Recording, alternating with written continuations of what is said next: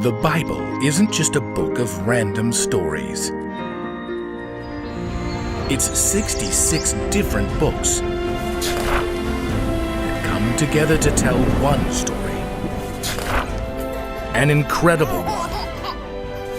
About God's love for us. And now for an amazing story. Inspired by the book of Luke, chapter 15, verses 21 to 32. Jesus spent his entire life on earth showing people who God is. On one occasion, he likened God to a wealthy farmer with two sons we'll call Peyton and Eli. The older son, Peyton, always did everything his father asked.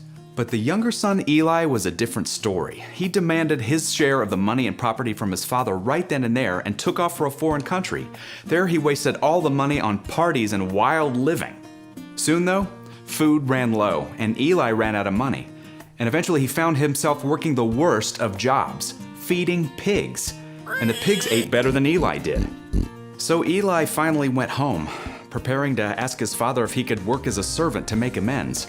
Instead, his father raced out to meet him and grabbed him in a huge hug and threw a gigantic party to celebrate his return. It ended up being a day of joy and laughter for everyone. Everyone, that is, except Eli's older brother, Peyton. Now, if Jesus continued that story today, it might go a little something like this. Peyton straightened his back and surveyed the field. The barley harvest was nearly complete, but he was determined to finish before dark. I'm determined to finish before dark. The workers nearby exchanged glances. It's already dark. Nearly. Nearly is not completely. Get back to it. But there's something going on at the house. Peyton glanced toward his family's large rambling home and was surprised to discover every window blazing with lamplight.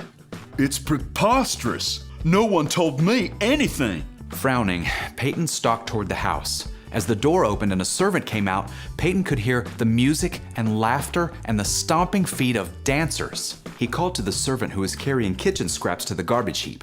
You, tell me what's going on. The young servant couldn't keep himself from dancing to the bursts of music. You haven't heard? Your brother's come home. Eli? Yeah, your father killed the fattest calf because your brother's home safe and sound. Hold on a sec. My father is throwing a party for the kid who took his money and broke his heart? Yeah, your dad seems pretty happy right now. Well, this is a fine kettle of fish. Excuse me?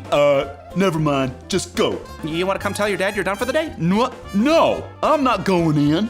Well, suit yourself, it's a pretty rad party. So the servant returned to the house. Peyton plopped down on a tree stump and glared at the brightly lit windows. No fair. After a few moments, Peyton hopped back up and began to pace, fuming. I should just run away too. Then maybe Dad would notice that I'm the one making everything happen around here. Peyton was so consumed with anger, he didn't even notice his father approaching. Peyton, please, come in. Peyton whipped around, practically shooting flames from his eyes. Are you kidding me? Oh, no, I'm not. I'd like you to come inside. All these years I've worked like a slave for you. I've always done what you asked me to do. Yeah, you sure have. Yeah, and you never even let me roast a young goat to have a party with my friends. Was that what you wanted? Like you care. Just look at Eli. He insults you and wastes all your money and then just shows up again. And you kill the fattest calf for the biggest party ever. Peyton's father watched him with sad eyes. My son, you're always with me. Everything that I have is yours. Peyton crossed his arms and tightened his jaw. But we have to celebrate and be glad. This brother of yours was dead, and now he's alive again. He was lost, and now he is found. Still, Peyton said nothing. I do hope you'll come in.